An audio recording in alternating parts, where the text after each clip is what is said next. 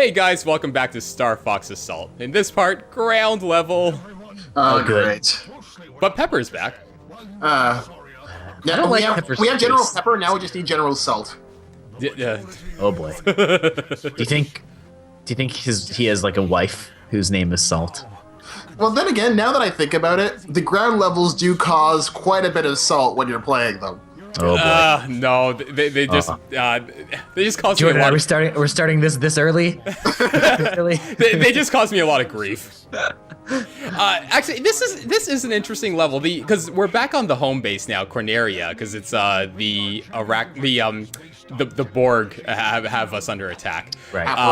Aperoids. Yeah, and basically we have to take out these gigantic eye-looking things. I'm not exactly sure what they do, but you know, it's in theory it's a pretty fun. It's a pretty neat idea, and the level, like I really like the level, like Corneria. It looks great, and like the design for it is pretty neat, and the layout and all that. But it's one of those levels that overstays its welcome. Can you see that logic though? It's like you'll go solo, playing it on the ground. It's like you want to do it again. It's like can't risk all of us getting killed. I'm just like, oh yeah, let's just risk the leader of the team getting killed on the ground. Yeah, and when you look at the targets, it's like, wait, aren't those better destroyed by like there they are, like those floating eye things? Like, Yeah. aren't those better destroyed by, I don't know, aircrafts? Yeah. But no, let's send the Fox down.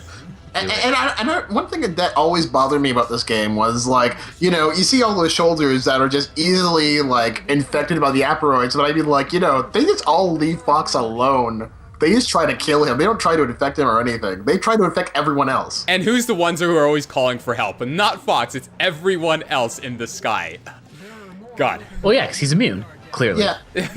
Yeah, and I mean, yeah, and you're completely right. Like, this would be better off just, like, you can smart bomb those things through aircraft. I don't think there's no way they can be immune to smart bombs. I feel like there should be some justification in the game that's like, oh, Fox, you're a fox, so you're immune to this bug because it just doesn't work on foxes for some reason. No, but which would be so weird. That would be the first time they acknowledged the like people in Star Fox being actual animals. Yeah, that'd be... That'd be crazy, right? Yeah. I don't know what to make of that. But yeah, like what I was saying, like, there is no reason why going on the ground to shoot these little eye things is more effective than just smart bombing these things to hell. Because, yeah.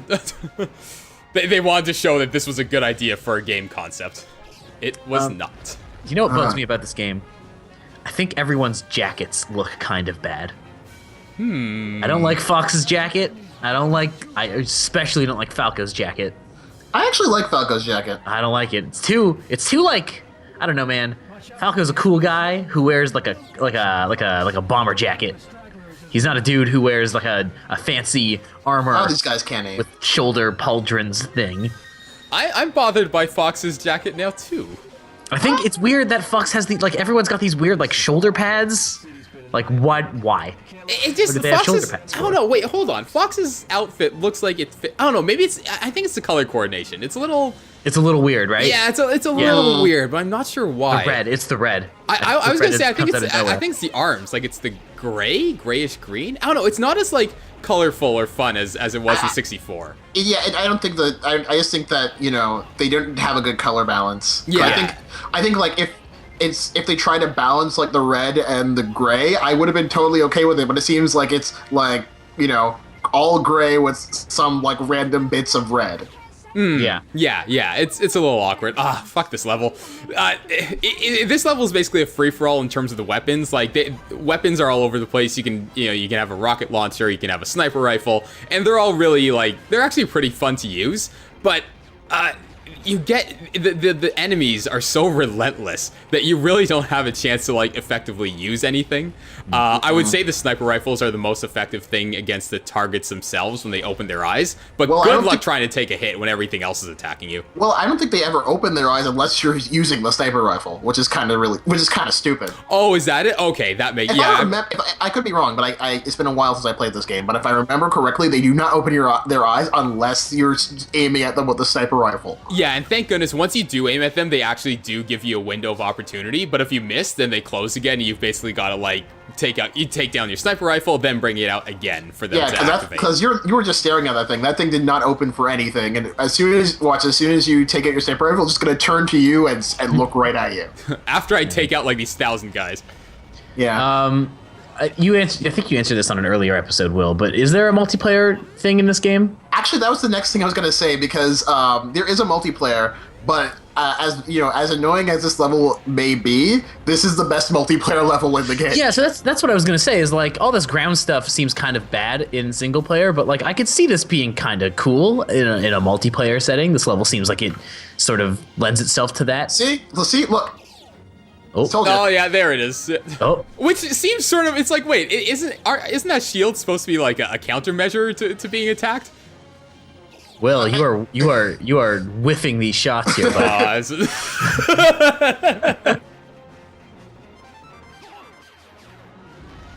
But yeah, like you're asking, Dan, like, yeah, there is a multiplayer component, and it is pretty fun. But I mean, like, you never really want to be playing multiplayer on the ground. And I mean, you could try, try to play it just like with vehicles. The problem is that if you kill a vehicle, you still live, basically. Oh, really? And so basically, you just drop out of your vehicle. You have to go find another one. And if you don't, like, essentially GTFO, as soon as you lose your vehicle, and the other guy has like a shot at you, you're screwed, because you're just gonna die. Yeah, I guess I could see how something like this could be in a multiplayer setting, like kind of fun in a sort of janky way, like in a way that's sort of like, you know, maybe it's not the best shooter in the world, but it's like kind of just dumb fun in a Sonic Shuffle kind of way. Oh, no. Nothing is no. in a Sonic Shuffle way. That would be the game not being fun at all. I agree. That would be playing a bad game. Yes. But one thing, the thing about the multiplayer is that, I mean, it is not bad. It's decently fun. I mean, you can use all the weapons, and you don't have to, like, unless you're playing like teams, you don't really have to protect your allies. Yeah. But the problem I had with it, just that, it seemed a bit sort of unfocused, because you did mostly, not all the time, because I think there was one or two like space only levels. If you were at any sort of level with the ground, you had to sort of just deal with the fact that you had to be on the ground, and if you couldn't shoot somebody down, you had to shoot them down, then kill them. Right. I think he nailed it on the head, though, Jordan, with saying that it's unfocused, because that's sort of this entire game. Like, it's got good ideas, and the execution isn't terrible, but yeah, it just seems like they didn't focus on any one thing enough to make something in this game feel completely polished. Well, I mean, like, I think the space, I think, like, the R-Wing combat is decently polished, but the problem is, like, you can't focus on that. Yeah, like, I would say the problem is actually that there's a lot of focus, it's just on the wrong thing, Yes. right? Like, there's a lot of focus on being on foot, which is the wrong focus for a Star Fox game. Hold on, that didn't look like an explosion at all. That thing just sort of disintegrated. No, that thing just warped into another dimension. Gotta go. Yeah. Is Wolf's ship called the Wolfen? It is called the Wolfen. Yeah, it's always been called the Wolfen, I believe. Wow. Yeah. Wow, what a lazy guy. And this is a Foxen. And he just runs, and like none of the Aperoids really care. Yeah. He tried to be badass. The camera forgot to follow him. Oh, so Wolf is pulling a full Vegeta mode over here, basically, right? Basically, like the Wolf's character arc in this entire game is perfectly that. It's Vegeta. Yeah, this seems like exactly Vegeta.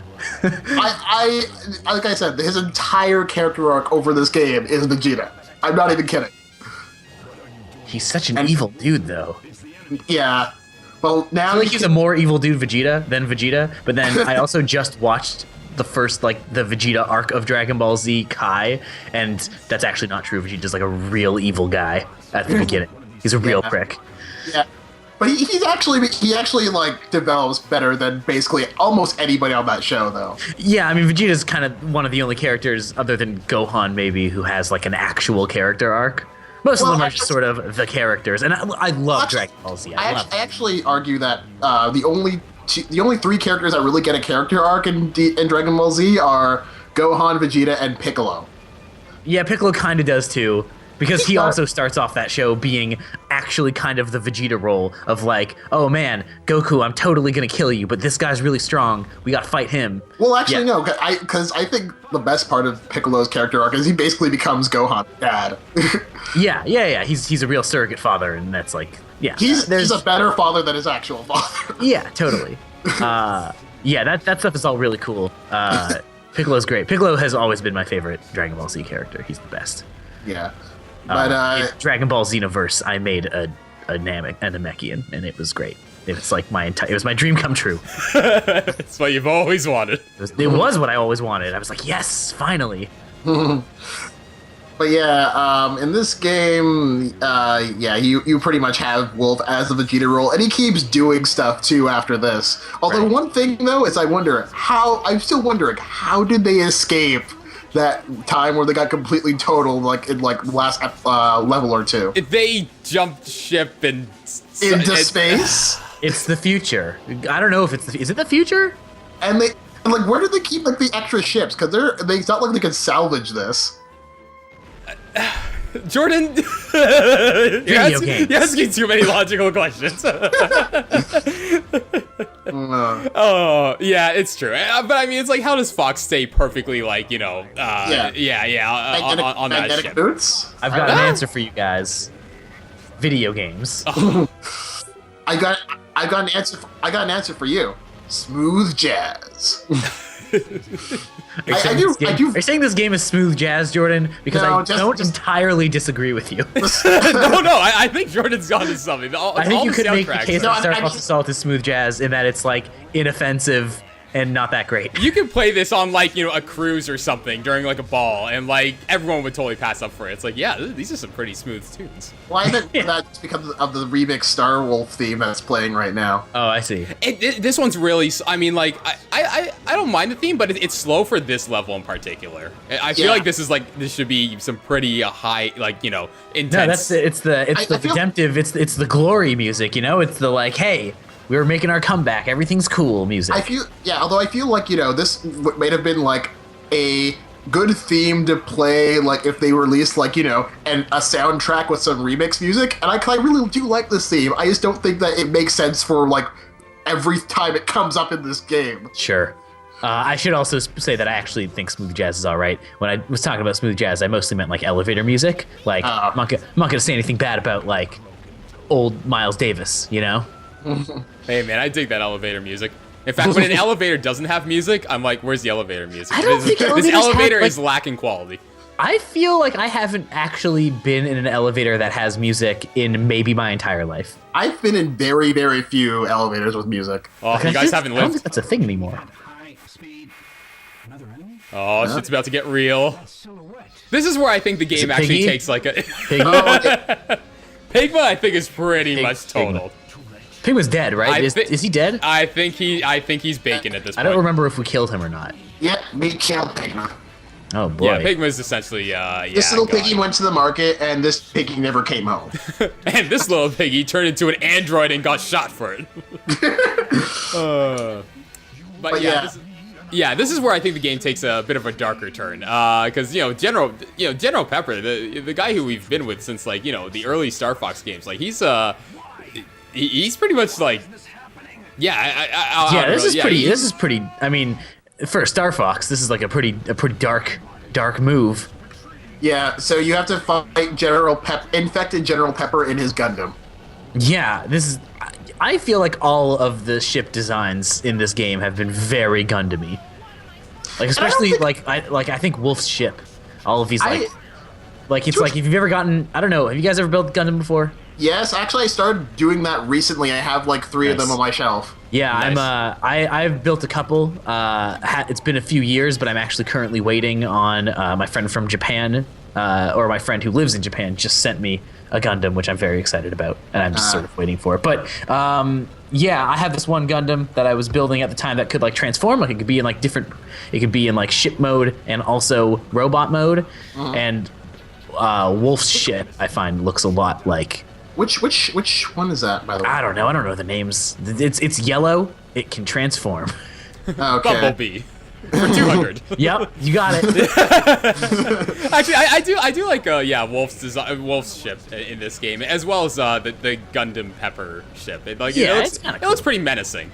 And I like how the R-Wings redesigned. I actually don't think that the fact that these designs got a bit more Gundamized, that's really a thing, is a bad thing. Fine. I think Gundams look hella cool. If you're gonna make some robots, you may as well make them look like Gundams. Why not? It's a Gundam. Yeah, I actually, speaking of Gundam, I actually recently, I used to love Gundam because I love Gundam Wing. And okay, so you actually have watched the shows and stuff. Yeah, but I sort of fell out of it years ago because I hated Gundam Seed terribly. Sure. But recently I got back into it because I started watching Gundam Build Fighters and not Funimation. That's like the Pokemon. That's like Metabots Gundam, right? Yeah, I know. Yeah, and the thing is though, it's like Metabots Gundam. It's also I actually consider it more akin to Custom Robo Gundam than Metabots. Yeah. But it totally works. And I didn't think it would, but it totally works. And it's actually a really fun show to watch, and I really, really enjoyed it. And that's what really got me into Gundam got back into Gundams recently. Although at the same time, they have another sequel show to it called Gundam Build Fighters Try.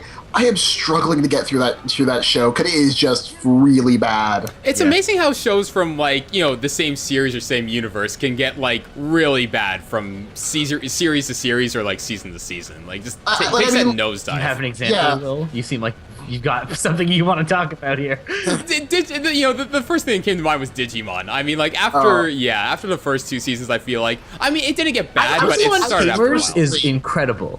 I would say first 3 seasons it got bad. Yeah, first 3 of Digimon is what I would say. Yeah, it's definitely hit and miss after the first 2 or 3 seasons. Hooray! You killed General Pepper. Now Fox will have a lot of salt on his hands. And Fox just doesn't stop shooting. Fox is just salty after this. Poor Wolf is just in there. Fox, he's down. Fox, he's down. I've also heard. Okay, should we be quiet for this moment? This is a heavy moment. Well, Peppy just tried to kill himself with pepper. Yeah, that's an interesting move. It's so deep. Oh, I think as a kid I might have shed a tear, but I don't remember because that was a long time ago. Where is Pepper actually? He's just in the cockpit, right? Oh, do you see him there? Yeah, he's in the cockpit in that weird purple goo. Okay. Though nothing seemed to have happened with that gigantic explosion. Yeah, all the explosions in this game are pretty lackluster. But yeah, I'm confused. Why did Peppy fly in there? To try to break the fall of Pepper's ship. I don't think he did a pretty good job with that. No, I think he just sort of went down with him. At the same time, push. He would probably be better off just trying to ram the ship and push it into the water, considering it was right there. I think that's what he might have been trying to prevent from it going into the water, because they were pretty close to the edge. I mean, if that's what he was doing, the game did a pretty bad job of showing that. But yeah, but at the same time, he would have been better landing in the water than on hard ground. I guess that would have. I guess it would have stayed afloat, right? Physics and stuff. Yeah, but then it would have ruined Peppy's dramatic non-sacrifice. Exactly. I feel weird about Wolf being kind of an okay dude. I don't like that. Do you think he should be more? Well, I don't. He's like the Raphael. He's cool but rude. He's definitely cool but rude. That's definitely true.